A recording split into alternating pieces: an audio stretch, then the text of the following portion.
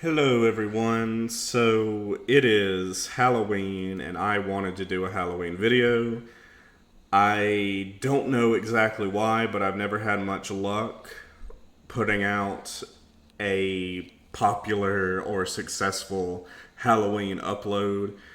But I'm going to try again because I'm a horror channel and I feel like it's my obligation to give y'all some sort of Halloween content, and I intend to deliver. So, what I decided upon for this year is I wanted to talk about the Blair Witch Project. I just watched it for the 100th time, and it's now 11:30 at night, and I wanted to talk about it. And the reason I wanted to talk about it is because I've been on a little bit of a Blair Witch Project kick. I've watched videos of the stars, Heather, Mike, and Josh, talking at a panel about their experience making the movie. And I've watched the movie several times this spooky season, and I keep coming back to it. It is one of my favorite horror movies of all time. And I wanted to talk about it. I wanted to talk about specifically how it is a very American movie. And I wanted to focus on that because we are in election season here in America at the recording of this video, 2024. And I've been having a lot of thoughts about the history of my country and the future of my country naturally because of the election going on. And that brings me to the Blair Witch and how it has a distinctly American identity. It's an American horror story. And I wanted to talk about how that is, talking about certain things in the movie. If you'll notice, I mean, you've probably noticed I don't have a script. I'm just talking freely.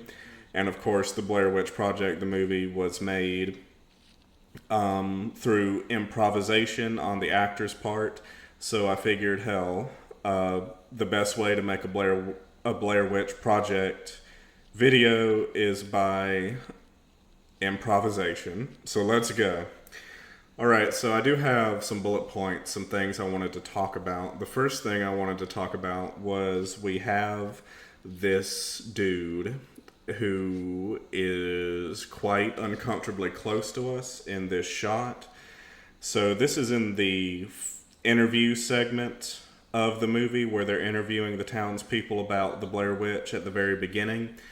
And this guy is old and he's bespectacled and he's wrinkly and he's wearing a baseball cap.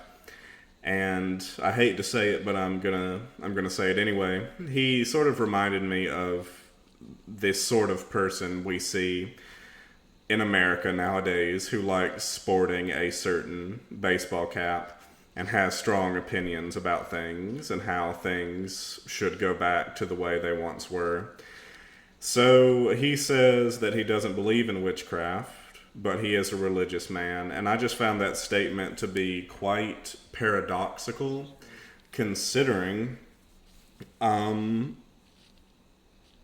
we Americans believe in Christianity primarily with all this fervor, but we don't believe in witchcraft generally. And people who are Wiccans or neo-pagans or what have you are a very small, often frowned upon minority in this country.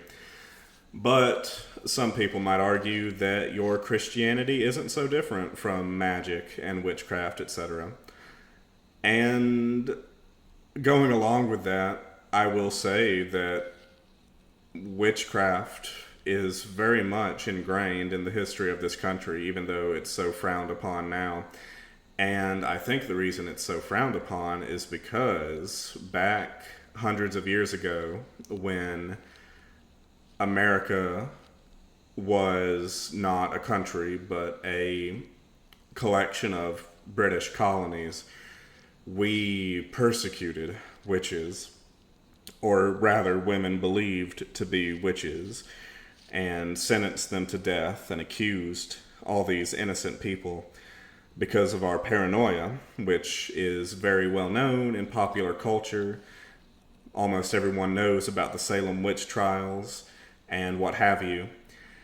And that is one thing about the Blair Witch Project that marks it as a distinctly American movie. The fact that it's about a witch who was persecuted in New England, in Maryland, and she was sentenced to death by exposure, tied to a tree, and she sort of gets revenge by killing these amateur filmmakers who go out into the woods. So, where she died. So, that marks the Blair Witch Project as a very American movie. It's about a persecuted witch, very much a part of American history. Speaking of American history, let's talk about Mary Brown. So, Mary Brown is one of the interviewees at the beginning of the movie, and she might be the most notable one because she gives us our description of the Blair Witch. So, we get to Mary Brown's trailer, which is notably marked by an American flag in the window, and she goes on to give us a very American description of the Blair Witch. The Blair Witch is said to have black fur, and that very much is in line with Puritans' ideas of the devil, whom they described as the black man, and we see that depiction in works like The Scarlet Letter or The Devil and Tom Walker, both from Nathaniel Hawthorne. So, yeah, the Blair Witch is very much an image of the Puritan idea of the devil. Mary Brown is said to be writing a book on American history, and she is holding on tightly to her Bible when she's talking to the amateur filmmakers. She is a religious person, it seems like. She's also wearing a cross.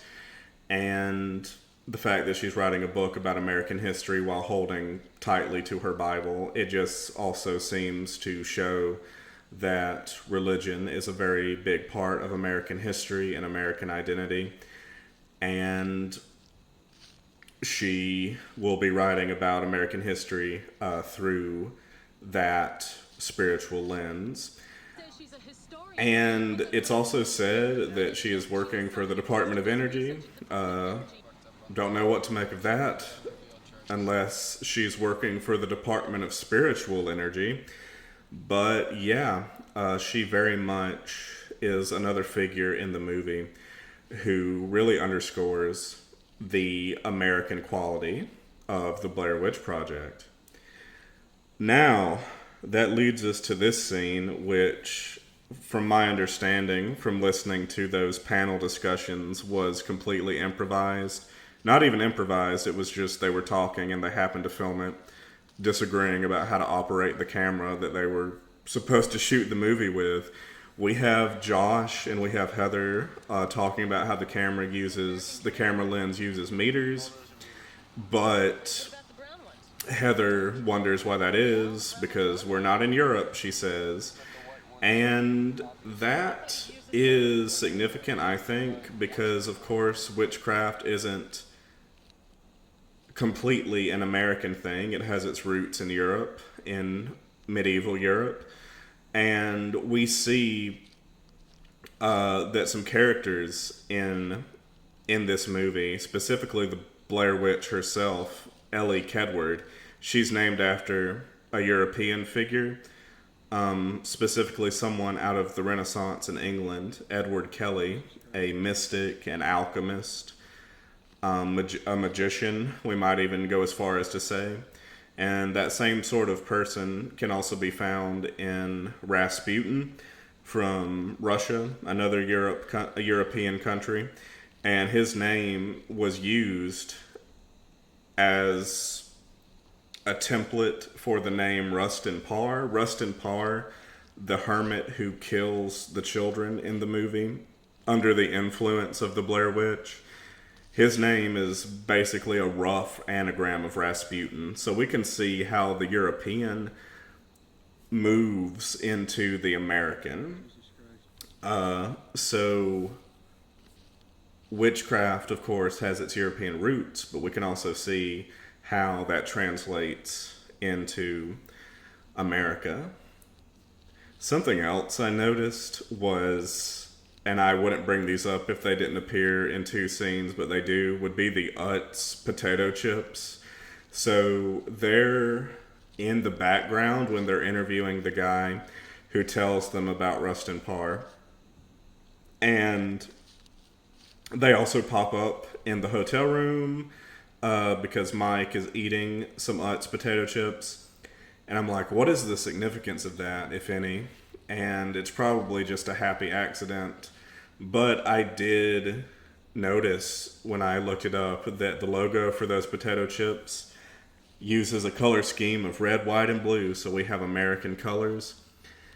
And we also have this innocent looking little girl as their mascot, as part of their logo. And to me, she might represent the all-American child, someone who serves as a symbol of American optimism, innocence, and what have you. Because Americans have a very ideal image of their country a lot of the time as being a shining city upon a hill, as I think Ronald Reagan put it, of all people to invoke right now, but you know what I mean. Americans think highly of themselves and think they're a great country, and I personally love my country and I'm proud of it. So yeah, that is not to say that we don't have a sordid history that we must confront with violent colonialism and what happened in the colonies with the persecution of women as witches and the slaughtering of Native Americans, what have you. Even though we're a great country, we still have to deal with that sordid past. And so, to me, the little girl on the Utz potato chip bag sort of is an illusion, right? Even though we like to scrub away that history sometimes, we still have to confront it. So the little girl on the Utz bag, she represents an America that isn't really there, because America has good and bad to it. And of course, in the film, they are confronting a persecuted woman, a witch. So the filmmakers are confronting a dark chapter in American history. So this, if you thought that was a stretch, this might really be a stretch. So when they're out in the woods, when they're out in the woods in the film, they look at Mike's chest hair and they see the shape of not European countries, I'm sorry, but South American countries, Paraguay, Uruguay, Bolivia, and they go south in the movie when they're trying to get back to their car, once they get lost, and south doesn't work out for them. So I'm wondering if that's some sort of weird foreshadowing that there's South American countries on his chest forming a sort of map out of his chest hair. Speaking of South, they also make references to the American South, as in the southern United States, and they specifically reference the film Deliverance, and they talk about rednecks, and when they see the stick figures hanging from the trees, they say no redneck is this creative. So rednecks, for lack of a better term, or country folk living in the wild, are also a big part of American culture. And as someone who lives in the South, I would know about that. And I think it's interesting that they mention that, even though they're in Maryland. So this film isn't just about New England. It's not just about the northern United States. It's about the entire United States. which has a very rich and often dark history, right? So there's lots of references by Heather speaking of that dark history about how it's hard to get lost in America because we've destroyed most of our natural resources, she says. And that seems to be a reference to the colonial history of America, how we came in from Europe. And sort of like I was talking about earlier with witchcraft coming in from Europe. And we plundered the land, basically. And we did that to make our own new country. And we can see maybe the woodland taking revenge when the film students get lost and die in the woods. So we have that, and we have Mike and Josh singing the national anthem exasperatedly, bitterly, as if they mourn that they have succumbed to the wilderness in America, because, back in the colonial times, as they were forging this new country, they did die a lot, out in the wilderness. They also reference the Wicked Witch of the West, who, of course, comes from the Wizard of Oz. And the Wizard of Oz is regarded oftentimes as the first truly American fairy tale written by L. Frank Baum, who, funnily enough, had some anti-Native American sentiments. So that's problematic, but that goes with what we've been talking about and how we are confronted with America's dark history of plundering native lands in this movie, and how those lands seem to fight back, and how persecuted people like the Blair Witch seem to fight back. And then there's also things like the cloth that is found outside Heather's tent once Josh goes missing, and it contains that tooth and some bloody substance. And that really reminded me of the liver and the heart in the apron that Tom Walker finds in The Devil and Tom Walker, to flex my English degrees for a bit. And of course, that story was all about someone making a deal with the devil, and it is Washington Irving. It's a quintessential American story. It's basically the American version of Faust.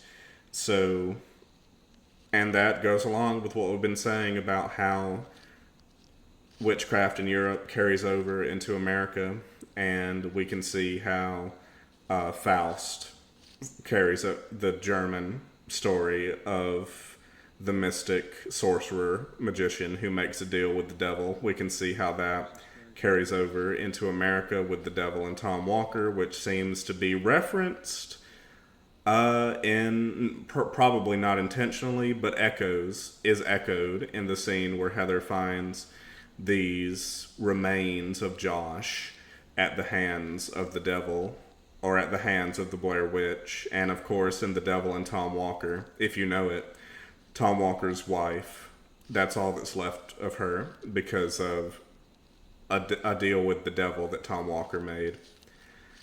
So to flex my English degrees a bit more, I also just wanted to close this out by saying this is very much, in a lot of ways, a retelling of Moby Dick, the great American novel, right?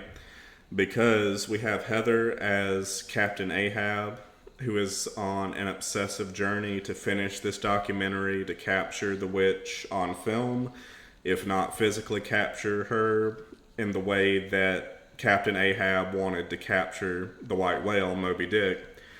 And she ropes in her crew, as it were, with Mike and Josh, and Mike serves as the first mate, Starbuck, who questions Heather's motivations.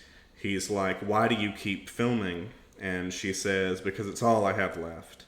It's all I have left." And he questions why she won't let the documentary go. and she's searching for something that is inscrutable, because we literally never see the Blair Witch. We have no, she's mysterious. We have no idea what she looks like. And we have no idea what her nature is, and we don't know the meaning of these stick figures or these piles of rocks left outside the tent. And that's terrifying. It very much is the fear of the unknown in the Blair Witch Project, just as the white whale in Moby Dick represents the unknown and that which is inscrutable and that we can't understand, despite our best efforts to understand it, whatever it might be. And Heather, in making the documentary, like Captain Ahab, tries to understand that which she cannot. She asserts, like Captain Ahab, that she can break through the pasteboard masks and understand anything and control anything, but that really isn't how life works, especially when you're traversing the wilderness in a metaphysical sense and in a literal sense, traversing the American wilderness, just like Captain Ahab and his crew traversed the sea. And they end up becoming the hunted. They were on a hunt for the Blair Witch, and they become hunted by the Blair Witch, just as Ahab and his crew were out hunting the white whale and ended up facing their doom, all except Ishmael, who survived. But of course, in this retelling of Moby Dick, if I may be so bold as to call it that, no one gets out alive. Alright guys, so I hope you enjoyed my discussion of the Blair Witch Project and how it is very much an American horror story in many different ways, and how it's in conversation with works of American literature, and how it very much is rooted in America's dark history. So I hope you enjoyed that. I know that was a rather unique video. That's not usually what I do, but I wanted to share my thoughts with y'all for Halloween and in celebration of the 25th anniversary of the Blair Witch Project. So, thank you for watching. Have a wonderful Halloween. Be safe, be spooky, and I'll see y'all in the next one. Thank you guys so much, and happy Halloween. Goodbye.